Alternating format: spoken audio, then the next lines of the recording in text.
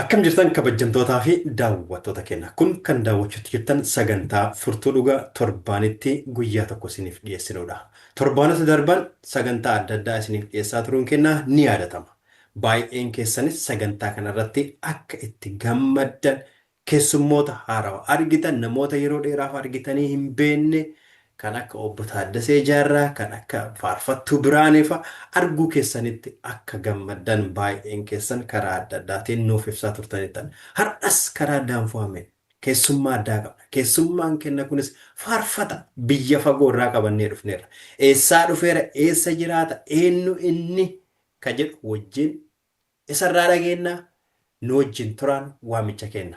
Faarfata Boonaa baga nagaan dhufte anaa dhufu. Baga nagaan jiraatte roobaatis. Egaa kabajamtoota daawwattoota keenyaa kan guyyaa har'aa walakkaa qabnu faarfataa kennaa Boonaadha. Boonaan eenyuun akka ta'e hin barannaa mee achiin dura kadhannaa gabaabdaa godhannu. Galanni ulfinni keeti waaqa mana samii jirtu waan nu gargaarteef waan nu eeddeef waan obboleessa kiyya Boonaallee maatii isaaf waliin fayyatti eeddee guyyaa har'aa gara furtuu dhugaa dhufee waa'ee kan kee gochaa kan kee waan ati isaa goote jiruu isaa yaa waaqayyo ragaa akkasii bohiree waan kenniteef ati ulfaadhu. Daawwattoota keenya ka sagalee kana daawwataarra kan dhagaate jiran maqaa gooftaa Kiristoostiin isaan eebbisuun fedha kee haa ta'u si kadhanne ati nu waliin jiraadhu waan dubbannu ati nuu himu. Maqaa gooftaa Kiristoostiin Ameen. Egaa obboleessa keenya Boonaa mee Boonaan eenyunni? Boonaan eessa dhalate? Boonaan guddinni isaa maal fakkaata? Galatoom obboleessa kiyya roobaa ati hanga takka na beekta jedhee tan yaada. Garuu dhageeffattootaaf hordoftoota furtuu dhugaatiif an Boonaa Laamisoo jedhama. Kan itti dhaladhe Nageellee Arsiitti ganda Sayyoo Majaa jedhamu yookaan ganda Sayyoo jedhamu keessatti dhaladhe jechuudha. Achuma dhaladhee guddadhee almost elementary eega kutaa 6 achiin baradhee sanaa booda Nageellee yookaan amma dur Arsii Nageellee jennaadha. Nageellee Arsii magaalaa jedhamu keessatti barnoota kiyya high school illee achiin baradhee achuma guddadhe. Haalataan guddina kiyya ani qonnaan bulaa abbootii fi hawwatii qonnaan bulaa irraa dhaladhe akkuma ijoollee qonnaan bulaa kamuu jechuudha. Lafa qotaa, lafa shuqunaa, midhaan galchaa, horii tiksaa akkasuma baadiyyaa keessa jechuudha guddadhe jechuudha. Akkuma ijoollee baadiyyaa kaawwanii. Yaa waaqayyo si haa eebbisu obboleessa kiyya Boonaa akkuma ijoollee baadiyyaatti dhalachuu kan kennu ibsite baadiyyaatti ammoo hojiin hojjetamu laga bu'uu, bishaan waraabuu, loon tissuu, lafa qotuu, barumsa dhaqu.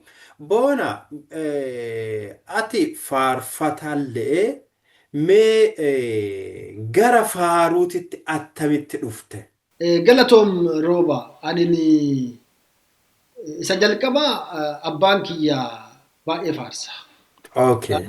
Laamisoo baay'ee faarsaa stiiliin faarsa ammallee waldaara deemaa faarsaa nama guddaadha garuu hin tajaajilanii galgala dabtaroota jira mana kan inni itti barreeffatu galgala kamuu faarfannaa durii kanneen faarsaa bulla galgalli nun faarsine hin jiru galgala hundaa hin faarsinaa kadhannaan dura faarsinee akkasitti guddannee jirra so inni jalqabaa manuma keessa jechuu barbaadeeti abbaan kiyyan tajaajila faaruudhaan sanaa booda garuu faarfattoonni sayyoollee armaan dura dhageettii guddaa qabu warroonni hangafaa jechuudha faaruu hojjetanii obboleewwan kiyyallee kan hangafaa haga kiyya kanallee yoo itti fufanii hojjanne akka faarfattoota keessatti faaruu hojjetanii so jalqaba mana keessaa bu'uurri naannoma kiyya san ture sanii booda innaa tokko ani ijoollee ta'eeti. I think kutaa gara afurii naannoo san waan caalu natti hin fakkaatu. Faaruu tokkoyi karama odoo deemu osoma deemu naa dhufe faarfannaa san hojjedhee faarfannaa san waldaa keessatti tajaajilee amma tajaajilee booda achii uggiinsa fudhataa dhufe jechuudha. Namoonni itti gammadanii sanaa boodaan uggiinsa fudhataa dhufe achumaan tajaajila deeme. Haga tajaajila seenee booda garuu namoonni baay'een akka Qaddamuu Gadaa, akka Biraanee Gadaa namoonni fakkeenya naa ta'anii itti akka fufu na godhan warroota naa hangafaa baay'eetu jiru jechuudha. So boonaan atini kan itti dhalatte maatima kiristaanaa keessa dhalatte jechoo? An Yoo maatii taane kiyya maatima adventistii guyyaa torbaffaa keessa dhalatte jechoo? an maatima adventistii keessa dhaladhe abbaan kiyyallee haadha kiyyallee akkasumatti beeka jechuudha. Ani adventistimaa of beeka. Egaa kabajamtoota daawwattoota keenyaa kan wajjin jirru obboleessa keenya faarfataa Boonaa Laamisooti. Boonaa faaruun kennaa kan kee ta'uu attamiin beekte? Moomentiin isaa ittiin beekte kun attami? Insidentii wanti walii qabatu hin jiramu attamiin faarfata? Akka faaruun kennaa kan kee ta'e attamiin beekte?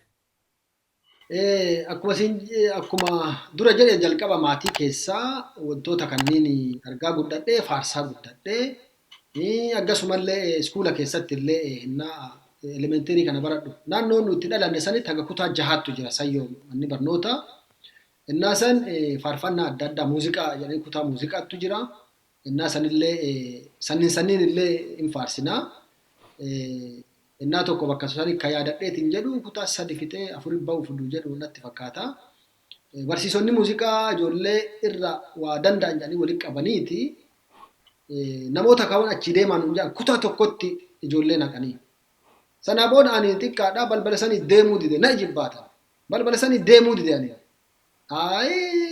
Mucaa kana seensaa waa qabaa na seensanii. Yoo na seensaa sirbuma addunyaa kana itti gadhiise ani. Na waraabbatanii sanii booda maatii keenyattu dhageessisanii turanii. So waan akka faarfannaa kana diqqama ta'e jaaladha jechuudha. Kana sababa godhee Waaqayyoo dandeettii naa kenne kanarratti guyyaa tokko akkuma isin jedhe faarfannaa akka guggureetuma gungumee faarfannaan akka wayii akka barreessu Waaqayyo na gargaara. So faarfannaan jalqaba barreesse sun ogeessa naa ta'ee ittuma fufee akka faarfannaan tajaajilu na godhee isa qofaa miti faarfattoonni isayyoo akkuma isin jedhe yoo san humna jimaa qabu jajjaboodha. Ana xiqqaa ta'eetiin jedhe faarfattoota ijoollee xixiqqaa keessaa na fuudhaniiti. Faarfattoota gugurdaa keessa yookaan keessattuu zeemaa komiitee isa jennu san keessa na galchan. Ani xinnaadha oosan jechuudha ogeessallee hin qabu. Haga dafidanii waan guyyaa san na mudate wotu jira. Isaan keessa galeeti sanaa booda guyyaa jalqabaan dhaqee namni sagantaa masakkaaru tokko Boonaa kadhannaa nu godhinaan jedhan. Eessaa fuudharee an roobaa? An kadhannaa godheellee hin beeku. Sana bakka bishaantu nama liqimsaa jedhan namni durii wanti na liqimsu hin dhabame. Afaan takkatti wayi bakka abeet jedheeti fixee keessaa ba'e. Kadhannicha itti fufuu hin dandeenye jechuun shaakaltii waan hin qabne. Hin qabneef itti fufuu hin dandeenye illee ijoollee anini ijoollee keessaa wama faarfannaa tokkotti isaan hojjadhee fuudhaniiti zeemaa komitee gugurdaa keessa na galchanii. Sana booda kadhannaa guyyama jalqabaa dhaqe kadhannaa godhinaan jedhanii ani afaan takka jedhee ameen jedhee hin bu'e. Sanii booda maal godhee galee isuma shaakale kaa hin aare bakka. Arfan kadhannaa shaakaleeti. Hin dhaqe gaaf kaan. Eegi lama eentu naa kenne eegi lama. Gaafatti qophooftee deebiteetti hin jiru. Gaafan qopha eegee adda itti bulle jechuudha. So kanan na mudatee jechuudha. Faarfattootuma irraa illee waa baay'ee baradhe ijoollee sayyoo irraa jechuu barbaade. Muuxannoon kee Boonaa namatti tola. Hennaa ijoollee taatu beektaa wanti adda addaa kunniin baay'eetu jira. Yoo duuba garagaltee yaadattu wantoonni si kolfisiisan jechuudha. Hennaa saniif siiresii turte. Garuu yoo duubatti garagaltee ilaaltu wantoonni si kolfisiisan baay'ee. Boona ani kasi beekuu fi kasi argee ka waa'ee kan kelle namoonni baay'een itti wannoo jedhani Waaqayyoon kadhadhaa imimmaan boyaati ka jedhu faaruu san irratti mee insidentii faaruu sanii nu ibsuu dandeetta faaruu san attami baastee mee waan hennaa naannoo faaruun sun bo'u kanneen mee yoo nu ibsuu dandeetta. Dhugaadha rooba si ibsuu danda'a. Faaruu sanniin almost naannoo akka lakkoofsa Itoophiyaatti 90 yookaan 91 naannoo san keessa jechuudha. Hennaa sanii waldaan keenya bakka lamatti citee jira. Yoo san tokko mikraa biyyanii kun ammoo piitee jedhanii akkasii qoodameera. Ani ijoollee kutaa 7 naannoo san 7 baradha. I think na fakkaata innaa jalqabe. So sochii kana an faarfannaa akkuma siin jedhe innaa diqqeennaa irraa itti egalee innaa sochiin hin kaane waa hojjetaatuma tureeti. Innaa sochiin kun dhufee jedhe sochiin kun wal dhiibisat ture. Warrin waldaallee isin kana gootaniittanii yookaan asaraata qabdaniittanii asaraata waaqaa qabdan jedhee hin dhiibaa. Kuwwan illee hafuura raagaa hin fudhanneeyyuu isin jedheeti itti deebisaa. So jidduu kana keessa walii galteen waan hin turree fi ani akka kiyyatti yookaan maatiin kennallee akkuma jiru sochii kana keessa turre jechuudha. Wangeelaa kana keessa turre. Waldaa keessaa baanee dallaa keenya keessatti ka waaqeffannu jechuudha. Mana citaa wayii ijaarame. Mukuraabii baatanii jechuudha akka afaan barataniiti. Mukuraabiin baanee noormaalii ofiin hin baane yoo san dhiibbatu ture jedhee amana. Anini namoonni waan garaagaraa amanuu danda'a. Waldaa keenyatti namni waan kana hin barsiiftan san hin barsiiftan jedhee namoonni kaasu. Hooggantoonni waldaa yookaan warri church board keessa jiran kunniin kan jira hin turanii. So kanaaf hin baane jechuudha. Tabaane waldaa mana keenyatti waaqeffannaa eegallee. Aga eegallee booda maaltu ta'ameen konfiraansiin dallaa keenya san keessa godhama. Konfiraansiin dallaa san keessa innaa godhamu ganna ture yaadadhaa. Warri amma mikuraabi jennu warri fiildii yoo san yuuneen irraa kaasee haga gadii konfiraansiin tokkollee beekamtii kennaan ala akka hin geggeeffamne jedhamee waan dhoggameeruu fi warri cheerchii illee warri yoo san fiildii kibbaa jala jirra. So achiillee gadi barraa'ee aanaa irraa barraa'ee konfiraansii kana nu dhooggan jechuudha. Ani ijoollee akkuma isin jedhe hidda isaa keessa gadi hin beeku. Konfiraansii ennaan dhoogganii namoonni gara hundaa dhufa. Kallattii hundaan dhufa. Hidhattoonni ammoo kallattii muraasaan eeganii namoonni cinaan dallaa keenya san keessa guute achoon faarsaa wal tajaajilan. Namoonni karaa magaalaa irraa dhufan ammoo hidhattoonni kunniin mana barnootaatti lama keenya jira. Qabaa isatti hidhan. Kibxatarraa uummanni kibbaallee baay'eetu jira. Namoonni bakka mana barnootaa kana hidhamanii manni hidhaan guute mana barnootaatii hidhaman jechuudha. Ol guutee akkuma jiru. Sanaa booda kibxatarraa namni achi tajaajilullee nyaata fidaa. Ka mana hidhaa jirullee nyaata fidaa. Akkasiin nu tajaajilaa turre ijoollee nuun qaban waan taateef akkasiin tajaajilaa turre. Dallaa keenya duubarraan iddoo tokko bosonatu jira naannaa san duubatti ammoo dhossinee achi tajaajila kuwwan ammoo warri gandaa hin argine achi tajaajillaa. Wadhii biisuma kana ture hidhataan dhufaa kaan guura kaan hin deebisa kaan hin guura bakka hin jiru rakkoo waan tureefi oduma akkasii wal dhiibnu jimaan ni gahe. Waan yoo ga'u maaltu jedhame amma namoonni ammallee sanbataa illee teennee akkanatti kaa hidhaaf harkisaa kaan as deebisaa akkana sanbataa illee waaqa gaddisiisuu ta'a. Kanaafuu gara magaalaa gaddeemnaa iddoo kireeffatameeru jira manni yoo san kireeffateeru achi deemnaa jedhamee walii galame. Haga walii galame okay eega hin deemna jettanii namoota hidhaa nu yaasaa jenna amma hin deemna jennee namoonni hidhaa hundi yaa'ee gibbiin keenya akkuma jiru badhaadha gibbiin keenya. Gibbiin sun akkasuma jira badhaa namoonni guutee gibbii kana jedhaa achi namoonni ennaa san daqiiqaa 5 illee kanamaa kennu warra mootummaati. Namni biraa siin kennu san bakka isaan eeyyamsiifneerra bulchaa gandaa tokko kan innaa san jiru dhaqee mee daqiiqaa 5 naaf kennii jedhee kadhadheenan. Akkuma siin jedhe kutaa 7 yookiin 8 dhagadheera lamaan san keessaa kadhadhee dhaqee hayya jedhee naa kennenne. Inni naa kennanin faaruu kana faarse jechuudha. Gitaarii yoo illee agata kan taphadhaa ol ka'ee faaruu kana faarse. Waaqayyoon kadhadhaa daddafee booyaati jedhaati kadhadhee faarse jechuudha.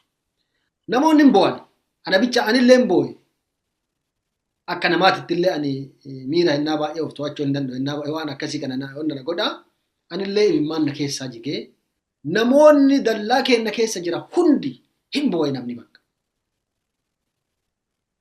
Achii booda faarfannaa kanaa booda tajaajilaan tokkollee dhaqee ammallee bulchaa gandaa kadhate daqiiqaa 5 naa kenni jedhee hin barsiisee yoo bakka kana isin kaasan isin ari'an bakka kaan deemaa jedha. Kanaafuu kana hunda waliin dhiibnu waan jedhu barsiisee. Nyaanni kennan guuramee wanti hundi guuramee magaalatti geenne. So kanaan yaadatama faaruun kun hennaa san nama baay'ee jechuudha. Nama baay'ee hin yaadatamaa. Yaadatamuu isa irraa ka'ee booda garagannaas siin jedheera. Konfiraansiin kun kan godhame haga wal dhiibbaan kun deebi'ee wayyatee amma sirraa'ee jedhe naannoo ammajii keessa barattaanu naannoo ammajii keessa iddoo itti booyame sanitti konfiraansiin guddaan akka biyyaatti jechuudha. Namoonni naannoo Wallaggaatii dhufa, Dabuubii dhufa haa godhamu jedhanii yoo sanii hooggantoonni murteessanii ammallee dallama kenna sanii godhama. Okay. Keessa godhamu dunkaanni dhaabameeru beeki laakkamee hin gahu. Sharaan dhaabameeru bubbulee tokko yoo yaadatte sharaan dhaabameeru laakkamee hin gahu. Spiikerii kana yoo san bayyanee baddichaa fa'aat fidaa.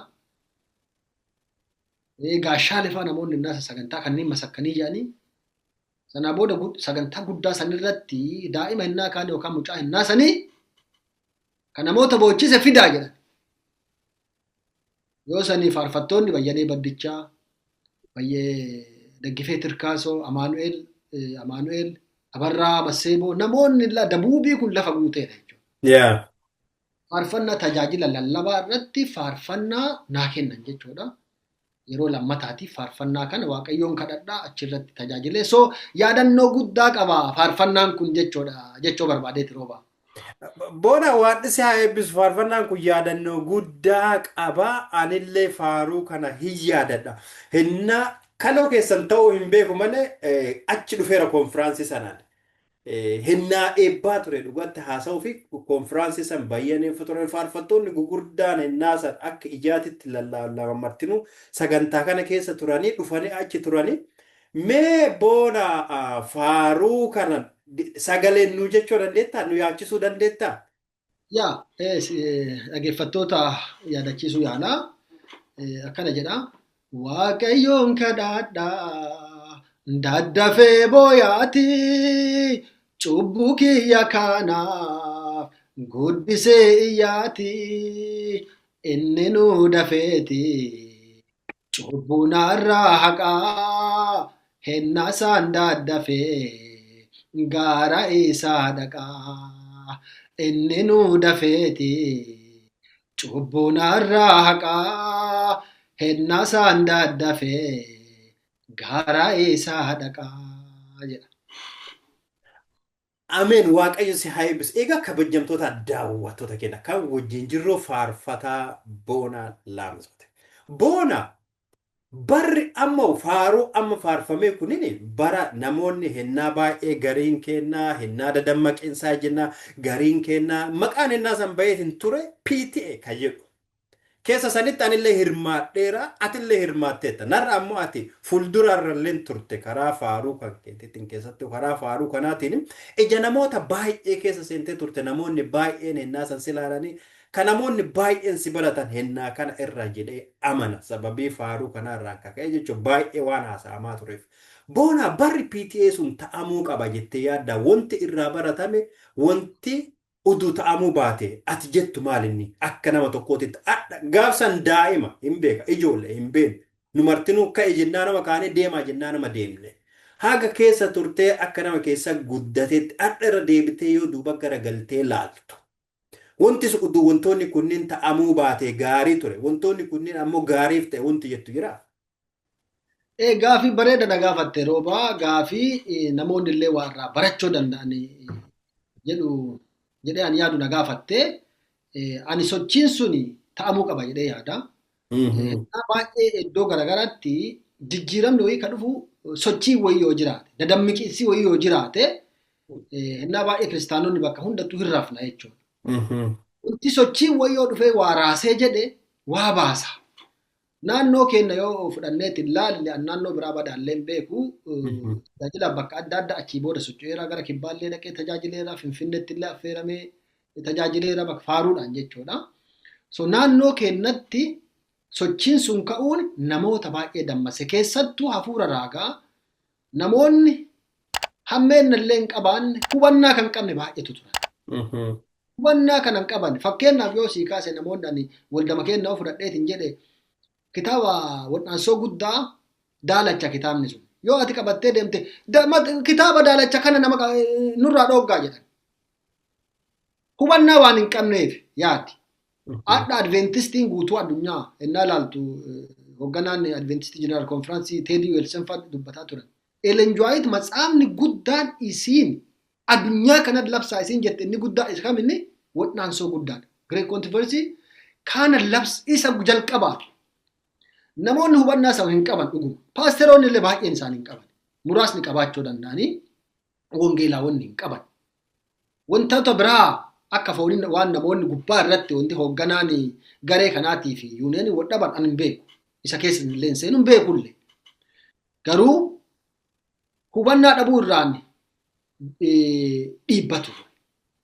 Lammata ammoo ani odoo hinnaa san ta'e jedhee wanti ani gara akka sochii kanas sirreessu kan sirraa'u qaba yaadu jira. Sochiinnaa baay'ee sochii gaarii keessa illee dogongorri baay'een hin dhufa. Isa keessa warroonni buuban hin turan. Buuban jechuun akraarii inni jennu sun hin turan. Wangeelaawiin ministeerri maan kunniin qacareeru baay'een isaanii mana keenya dhufa. Manni keenya mana maatii mana namoonni baay'een itti hara baafatan. Achi dhufanii achi nyaatanii dhuganii deeman. Hennaa tokko kanaa booda qonni illee hin barbaachisu. Waa hojjechuun hin barbaachisu. Yesuus bakka dhufaa jira. Sochima 1844 jedhi namoota baay'ee bira wantoonni ta'an. Gadi ka dhageettu hafuurri qulqulluu haga nuu kennutti manaa hin baanu jee waldaa manaa ba'uu didee jira namoonni garee birate. Nu bira garuu wangeelaawiin kunniin dhufanii lafa keessanillee gurguradhaa qabeenya guddaa gurguradhaa isin fayyadu sadarkaa ittiin nu jedhaniiti gara lafa gurguriitii namoonni muraasni kayaanne hin jira. Lafa qonnaatu jechuudha. Maaltu ture buubutu keessa jiru. Ani waan biraatiifiti namoota barnoota akka ta'uufi kana ka dubbadhu jechuudha. Innaa hunda sochii yoo ka'ee jira of eeggannaa barbaachisa jechuudha. Of eeggannaa barbaachisa. Anini waa tokko ta'e namoota barnoota xiqqaa ta'e lafa kana hin qota. Dinnichaa kanneen yookaan moosee jedhan yeroo ammaa kun Shaashamannee dhaqaa harreedhaan bitaa fidaa qonna oosan. Namoota addunyaa walii namoota alamaawii obboleewwan keenya kan beeraa keenyanii kanneen beellamannee irra Shaashamannee dhadhee binna jennee. Haga wangeela kana jarri kunniin dhufee mana keenya bulee bakka nu guuteetiin jedhe dhaqee jara qara waliin beellamadheeru anamma deemee isin waliin bitaan jiru deemaatii dinnichaa keessan bitaa dhaabaa jedhanii amma gizee isa dhaabuun qabu. Ofii kiyyaa waan jedhe beeka. Ofii kiyyaa waan jedhe dhageeffannoo akka dhagaaniitiin jedha hennaa baay'ee of eeggannaa barbaachisa. Hujii dhiisee jechuudha. Lammata barnoota dhiiseeraan kutaa 8tti. Innaa san kutaa 8 haga dhufe barachuun kanaa booda hin barbaachisu. Kutaa 8 barnoota dhiise. Waggaa tokko haga dhufe beellamni sun namoonni jedhan kunniin haga dhufeetiin jedhe an barnoota kiyyaddee baradhe jechuudha.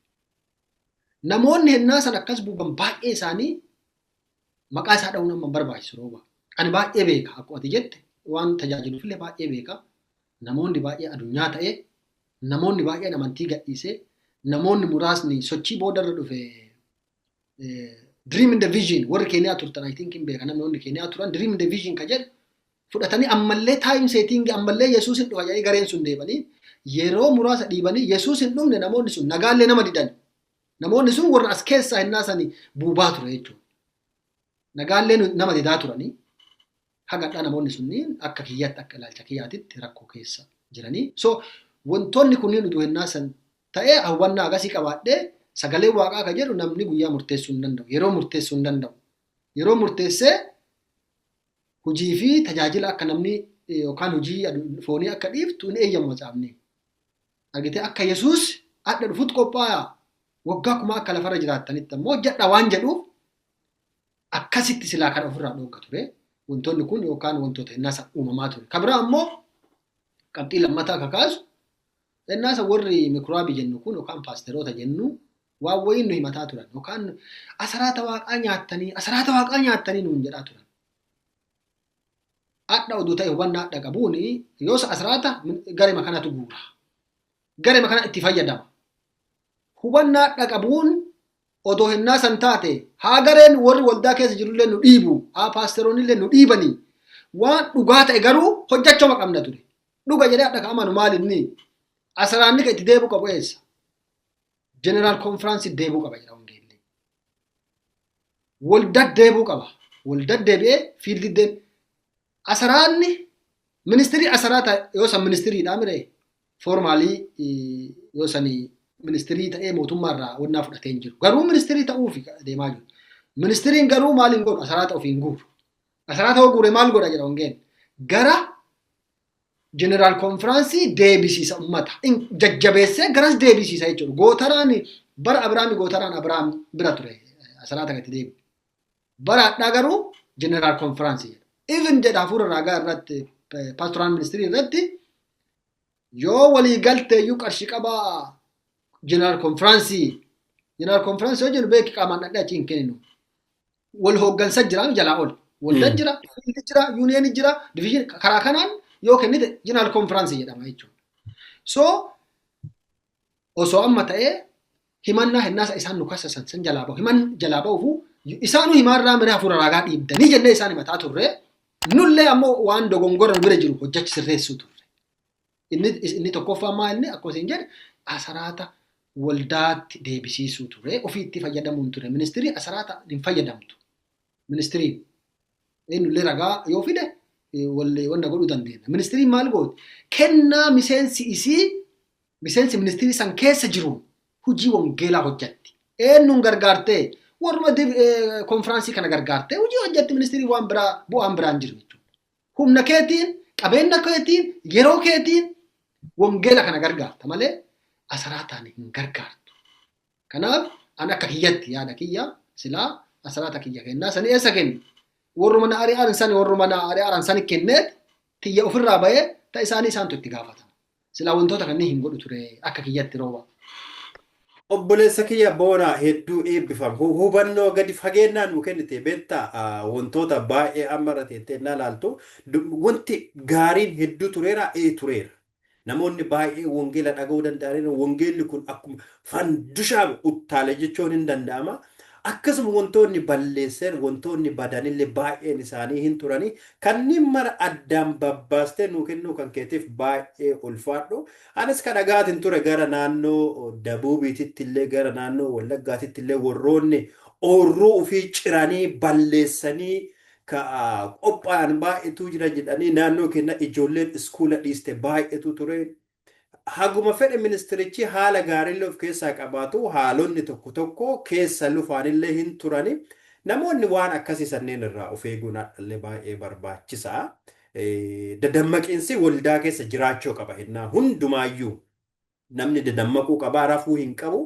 Garuu dadammaqiinsi kenna kun ammoo kan wal nu dhiibsisu kan waldaa wal nu baasu ta'uu hin qabu. Waldama keessatti ta'uu qaba wanni hundumtinuu kan jedhu. Kanaaf yaada kan keetiif boonaa baay'ee galatoom. Yeroon kennallee waan deemaa jiruuf mee gara faaruutitti as deebina. Yoo gara faaruutitti as deebineetiin jennu bara san keessatti faaruu barreessuun chaalenjii maal qaba ture takka. Lammaffaa amma ammoo boonaan maal hujaara. Kanneen lamaa walitti qabsiifte akkanaa kennitu fedha. Rooba hedduu galatoomii an akka kiyyatti ijoollee baadiyyaa siin jedheera.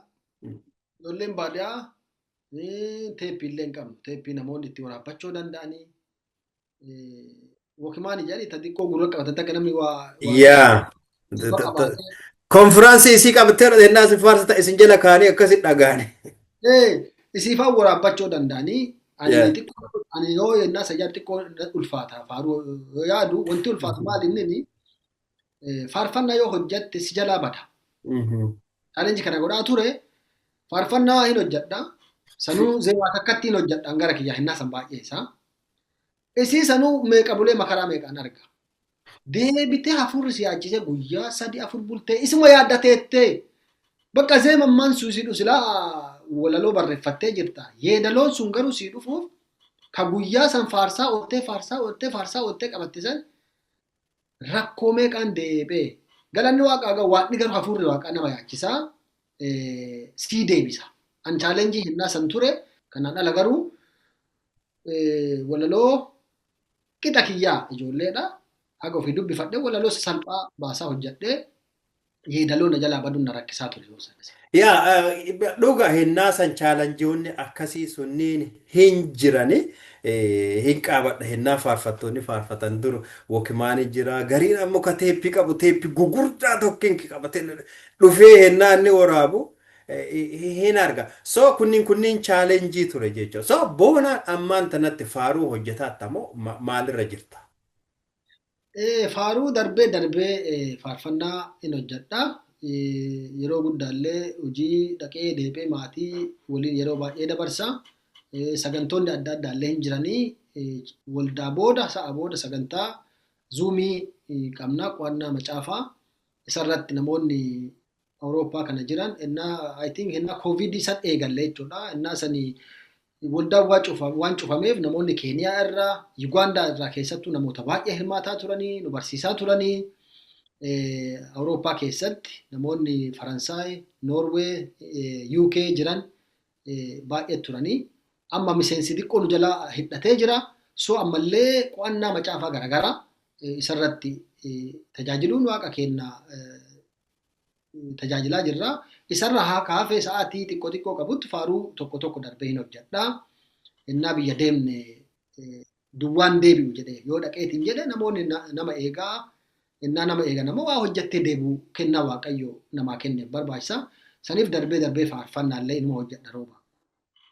Mee faaruu amma hojjettee lafaa qabdu keessaa faaruun nu faarsitu jiraa? Faaruu tokko faarsuu hin danda'a dhaggeeffattoota keenyaaf.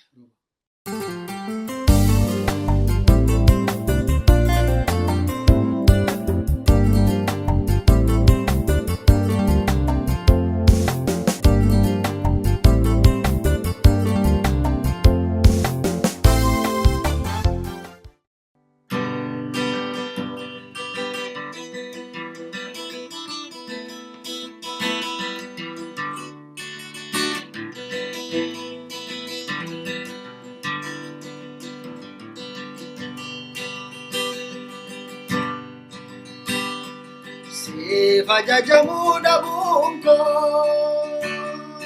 sifa poma mudi dunkenya, sinadanu kudeti,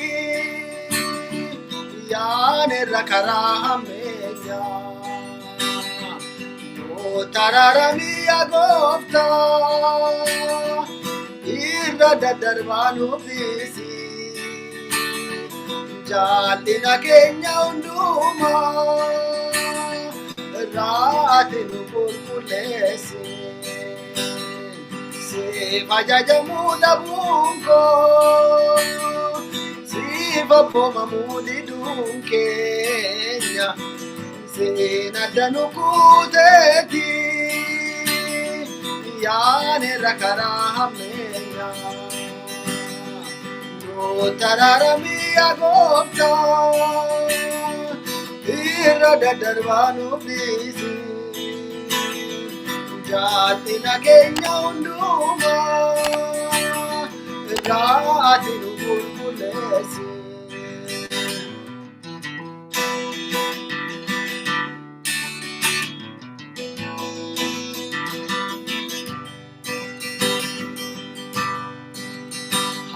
Kanke gababate nufa Yesu endadame Jole kanke dudeya Kenyas dana yuhindine Yaki Kenya nofsini Itu gore dukanese Sababa chubu Kenyani Ula kenura devise Esi gofta no bese no tararame. Esi gofta no bese no tararame. Esi gofta no bese no tararame. Esi gofta no bese. Tararame, se fajajamu dabunko, si vapomamu didunkenya, se nadanu kuteki, yaanirra karaa hammeenyaa noo tararamii agooftaa irra daddarbaa nuuf dhiisi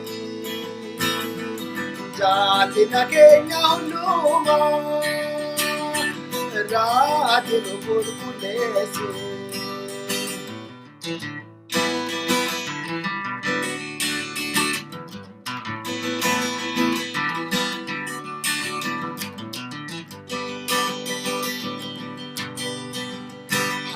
Keenya dhiigaan barruun keenya yakkaan tureessine afaan keenya sobaarrabaa keenyas micciiramaan guunne dhugaadhaan murteessinu murtee qajeelaan kenninu dubbii waa'ee maamna manaa soba jubbaachuu hin himnu. Abet Waaqa uumaa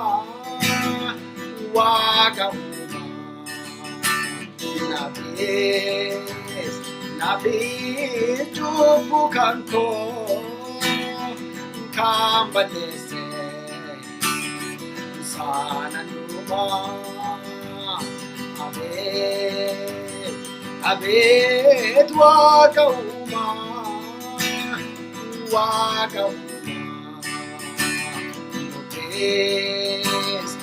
Nobees cubbuu keenya kan balleesse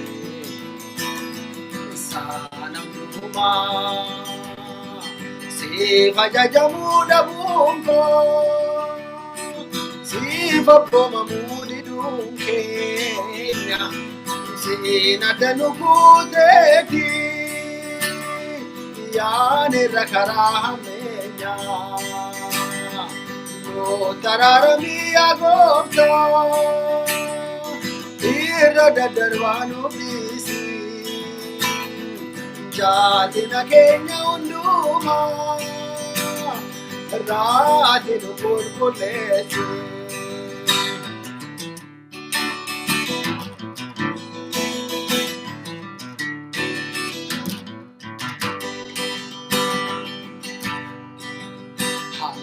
Keessa kaataa jaalinnas garaa keessa baana hojii kennaa maaduwaadhaa waan gaarii yoomiin hojjanna dhiiga namaa dhangalaasu jaalinna jaachuudhaaf finna yaadni keenya jallaa mukaa dhiigu balleessu waamena. Nabeesi gooftaa nabeesi na taraarame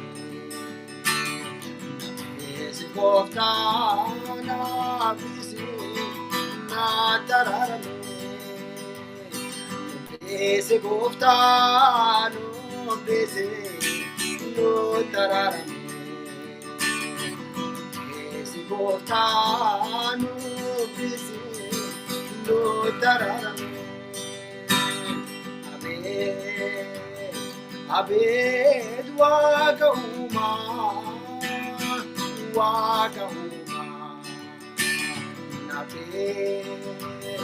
nabees cubbuu kan koo kan balleesse saana hundumaa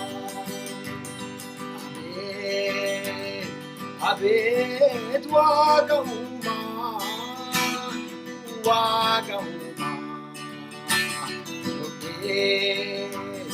Nobees cubbuu keenya kan balleesse saana hundumaa. Ameen, ameen, ameen, ameen. Booda Waaqayyo si haa eebbisu. Faaruu baay'ee bareedaa nu faarsite. Yoomiin haa eenyu boona faaruu kun? An ammayyuu keessa kiyya kaasee beektaa?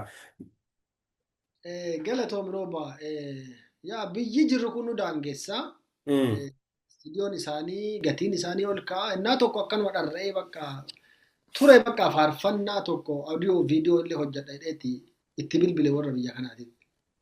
Isaan sirba ittiin hojjetan sitti himan jechuudha. So namoonni biyya keenyaa baay'eellee as hin jiru. Innaa biyya deemnu faaruu nama eebbisu hin hojjedha jedhee yaada. Kanaaf kana fakkaatan kan biraallee. So hin nama biyyaatiin nu haa ga'u rooba. Ameen. Waaqayyo hennaa gabaabaa keessatti yeroo sii kennee akka biyya dhattee faaruu kana baastee dhaggeeffattootaaf bal'inaan gurraan geettu abdataati. Boona mee faaruu meeqa hagammaatti ka baasteetu takka. Lammaffaa ammoo faarfattoota namoota hennaa ammaa kana faaruu waldaa Adventistii dhiisanii waldaa biraa dhagaaniif wanni ati dhaamtu maalinni? Kan biraa immoo faarfattoota waldaa Adventistiitiif hoo yaanni kan kee maali? Yeroon kenna waan dheerateeruu fi tanniiniin jalaa baana. Rooba faarfannaa ani jalqaba obboleessa keenya badhaanee olii hojjedhee faaruu siif galataa ka jedhu albeema achi keessaa qaba. Faarfannaa baay'ee jajjabaa badhaane na caalaa faaruu san keessatti hojjeteetiin jedhee wal qoqqoodneetu walii qoodnee faarsine malee na caalaa badhaanee kennaa guddaa qaba. Kennaa faaruu hin dubbisallee walaloo jajjabaa barreessa. So achirra eegallee tokko jenneeti. Sanaa booda ani gargaartota namoota adda addaa waliin albeema 3 hojjee isaan walitti albeema 4 hojjenne jechuudha. Kan biroo kan faarfannaa waa'ee tokko na jalaa dagatamee tokko na yaachisuu dandeetta booda irratti waa'ee faarfannaa namoota biroo kan waldaa biraa waldaan keenya xiyyeeffannaa itti kennuu barbaachisa. Amma diteelii isaa haasawan. Diteelii haasawuyyuu kennaa guutee jira. Faaruun kennaa guutee jira. Wal jajjabeessuullee ta'a. Namoonni fakkeenyaaf aninuu jechuudha. Yoo faaruun kenna utuu jiru yoo namoonni faaruu biraa cadhisanii faarsan kenna hin dagatama. Kenna maaliif ujaree? Miira isaa yookaan mooraal isa jennu san isaafuu jechuudha. Faarfannaa waldaa kenna namoonni waldaa kennaa dhageeffachuun barbaachisa. Waldaa biraa baay'isee waldaa biraa olaallu faarfannaa biraa dhagaan ka ofii malee. Kenna hoo argitee diteelii keessan seenu jedheera. Kenna hoo maaltu faarfannaa biroo nu dhoogga? Cincaan faarfannaa jechuun cincaadha beeka. Kadhannaan cinca, faarfannaan cinca, tajaajilli cinca. Cincaan kunniin eessaa dhufe eenyuuf dhiyaateera? Cincaan kunniin jennee beekuu nu barbaachisa. Namoonni innaa baay'ee maqaa Kiristoos yoodhaan gahaadha jenneeti of sobna. Wantichi amantiin akkasii miti. Keessa gadi fageenya qaba amantiin jechuudha. Tuqaa yoo laalleetiin jenne namoonni addunyaa kana keessatti maqaa Yesuusiidhaan waldaan maqaa Yesuusiidhaan laakkamee gahuu hin danda'amu. Isuma bichaaf rakkoon qabu jennee faarfannama namoo yookaan waldaa biraa irratti xiyyeeffachuun barbaachisaa miti. Ani akkasiin jedhe diteelii isaa innaa biraa walitti deemuu hin dandeenya. Mooraalima faarfattoota keenyaatiif illee dhageeffachuun barbaachisa. Kana qofaa miti duri faarfannaa yoo namoonni hojjete namoonni waldaa irratti namarraan fudhatan ijoollee irraan fudhatan namoonni qarshii meeqa itti fixatee kama fedhe waan namni dhaga'u kanan fudhatu birrii 5 birrii 10 kanfaleen fudhatu baay'ee miidhamaa ture tajaajiltoonni jechuudha. Karaa garaagaraatiin hadha namoonni itti xiqqoo gargaaramanii alarraallee gargaaramanii hojjetaara hin jiran. Dur hin turre kunin. 30-40 itti baaftaa. Namoonni kana dhaga'uuf quban qabu bakka kaasettii sanuu hojjettee kaatee rooba waan si ajaa'ibu naannoo bada. Namni sirraa fudhatu dhabamee kaasettii 200-3 baay'iftee kaasettiin 200 muluun mana si bada. Poosterii ati hojjette wanti ati hojjette hundi mana badee raasaa keessa gaaf si gaddisiisa jechuudha. Kun xiyyeeffannaa faarfannaa waldaa keenyaatti kennuu dhabuu isaa agarsiisa. Kanaaf xiyyeeffannaa faarfannaa waldaa keenyaatti kennuu barbaachisa. Akka gorsaatitti kaasee jedhu amma tajaajiltoota baay'ee qaba. Faarfannaallee faarfannaa ajaa'ibaa. Faarfannaa ajaa'ibaa hojjetamaadha. Baay'ee nama gammachiisa. Ka gara biraa nama hin kajeelchisiifne jechuudha. Ka gara biraa nama hin kajeelchisiifne baay'eetu jira. Innaa gargarii ammoo waan sodaadhu jira rooba. Wanti an sodaadhu maali? Faarfannaa yuutuubii irra dhufu kanneen isallee of eeggannaa godhuu barbaachisa. Akkuma dura isin jedhee faarfannaan aarsaadha. Aarsaan kun onnee irraa ta'uu barbaachisa. Oluma kaanee innaa tokko birrii qabaannee bichaaf yookaan qarshii qabaannee fi yuutuubii irra mul'achuu fi Akkan hojjenne maa fayyumsa kenna of jalaa balleessina. Faarfannaan onnee keessaa waaqaaf dhufe waaqa faarsuu nu barbaachisa. Isallee yoo ta'eetiin jedhe faarfannaa yeroo madaalu hojjechuu nu barbaachisa hundi kenna. Anumallee dabalatee akka namoonni gurra kabiraatitti hin qabne kana jechuun ol utaalaa jechuu miti kana jechuun kiyya. Ol utaalaniitii miti addunyaan kana balaalu bara. Tasgabbaanii akka wangeelli jedhutti hafuuraan waaqa faarsanii waaqa namoonni nama arguu danda'a. Namoonni I think faarfannaa girmaa'ee wayii innaa tokko namoonni waldaa biraa kashee godha argaa ture. I think uumamaa kan jedhu san ta'e faaruu wayii achi keessaa. Ergaan nu barreessinuuf ergaan nu faarsinu yoo dhuka namaatu qe'ee jedhe addunyaan nama san yookaan faarfannaa san dhaga'uu deema jechuudha. Kanaaf irratti xiyyeeffannee hojjechuu nu barbaachisa. Nu barbaachisa. Ofirratti miti jiddugala of godhachuu hin qabnu. Jiddugala beekamtii kiyya godhachuu hin qabnu. Na beeksisaa wanti kun jabaatee yookiin muuziqaa yoo asiin itti baay'atee asiin jedhee namoonni na arguu danda'anii irratti xiyyeeffachuu hin qabu faarfannaa waldaa faarfattoonni waldaa kenna. Waaqayyo yoo maal godheetiin jedhe faarfannaa kana keessatti ulfaachuu danda'a.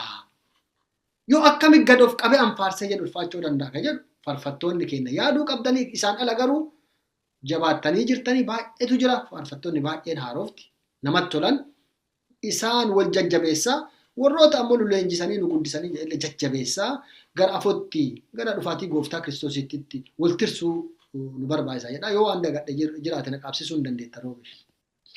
Boonaa wanti dagatte hin jiru keessa dubbii isaa naa tuxxeettaa dhaamsi faarfattoota ammaa kanniiniif qabdu maal inni ka jedhu yaada kan kee keessa dabarsiteetta waan ta'eef wanti ati keessa hanqiste hin jiru. Wanti kun baay'isee ergaa guddaa qabaa sagantaa tokko mataa ofii danda'e waa'ee faarfattoota irratti ka dubbachuu dandeenyutu jira. I think kana adda fi kan jalaa baanee hinnaa biraa badhinaan irratti dubbachuun baay'ee barbaachisaa istaandardii ofii eeggachuu qaba. Hinnaa baay'ee dhaggeeffattoota komachoo bichaallee oduu taane faarfattoonnillee faaruu istaandardii isaa eeggate kabara waliin deemu hojjechuun baay'ee barbaachisaa. Bara waggaa 10 faaruun dhagahamaa turee fi adda faaruun dhagahamu adda adda. Yoo addallee waan faaruu durii sanniin qofaa istaayilii sanniin qofaa yoo ka faarsinu dhaggeeffattoota komachuu qabdu jechuudha. Ofumaa bara waliin waan hin deemneef. Kanaaf bara waliin deemuun barbaachisaa obboleessi kiyya boona. Dhuma irratti yaadni ati jettu yoo jiraate yaada kan keessirraa fudhadhee sagantaa keenya guyyaa har'aa goolamne sagantaa keenya baay'ee waan dheerateeruuf. Dhiifama roobaa sagantaa waan barbaachisu waan hunda kaaftee jirta. Anillee waan yaada qabu yeroo kanaaf kagaa ta'e sii deebisee jira. Innaa biraa calaa arganne kana diteelii isaa akkuma siin jedhe wangeela wal qabsiifnee macaafa qulqulluun hafuura raagaatiin waa'ee faarfannaa haasa'uu hin dandeenya waa'ee biraallee haasa'uu hin dandeenya. Adhaaf garuu wantoonni armaan dura jedhe yookaan dura jedhaa ture hundi gaadha jedhee amanaa roobaa ulfaadhu asirra waan na dhiyeessiteef baay'ee galatoomsiin jechuu barbaada. Walumaa gala miidiyaa furtuu dhugaa jabaadhu ammallee itti fufisi cinaa jirra hojii gaarii godhaa jirta.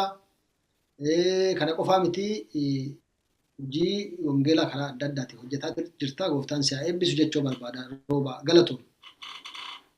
Egaa kabajamtoota daawwattoota keenya turtii obboleessa keenya boonaa laamisa wajjin qabaanne sagantaa isiniif dhiyeessine kanarratti goolamna. Yeroo biraa keessummaa addaa qabannee isin dhufna. Kabajamtoota daawwattoota keenya boonaanis gaafa biraa badhinaan akka dhufu asumaan waadaa nu galeera. Egaa obboleessa kiyya boonaa guyyaa har'aa furtuu international ministry irratti dhuftee yaada kan kee haala kanaan nu dhiyeessuu keetiif hedduu si galateeffannaa waaqayyo si haa eebbisu. Ameen atillee ulfaadhu galatoom rooba. Egaa obboleessa keenya boonaa wajjin kadhannaa dhumaa godhanne sagantaa keenya kan guyyaa har'aa goolamnitiin jenna waan nu dhageettaniif hedduu galatoomaa sagantaa kana sheerii godhuun warroota hin dhaqqabne dhaqqabsiisan kadhaa keenya waan nu hordoftaniif waan nu dhageettaniif waaqayyo isin haa eebbisu torbaan nagaa isiniif haa ta'u. In kadhannaa mootii mana samii arjaa keenya abbaa keenya jireenya keenya keessatti guyyaa har'aa geennee waa'ee kan kee waa'ee faarfannaa keetii mari'annee akka jennu guyyaa kana kabeellame nu duun taane Guyyaa kana kabeellame obboleessa kiyya roobaa oduu hin taane si'i. Guyyaa kanatti wal geennee waa'ee maqaa kan kee waan haasofneef galanni ulfinni siif haa ta'u. Namoonni baay'een sababii garaagaraatiin guyyaa hadha nu geenne kana hin geenne baay'eetu jiru. Kasiin galateeffanne baay'eetu jiru. Si galateeffattoota nu goote abbaa maqaan kan kee haa ulfaatu. Sagantaa kanas kan namoonni irraa baratan akka ta'aniitiin jedhan sagantaa eebbaa akka ta'eetiin jedhu abbaa keenya si gaafanna. Yeroo hafe hundaan wajjin ta'i furtuu dhugaa miidiyaa jabaatee ummata tajaajilu akka ta'eetiin jedhu Waaqayyo humna keetiin gargaar. Kan hundaa si kadhadha maqaa gooftaa Yesuusitiin haa dhagahi. Ameen. Ameen.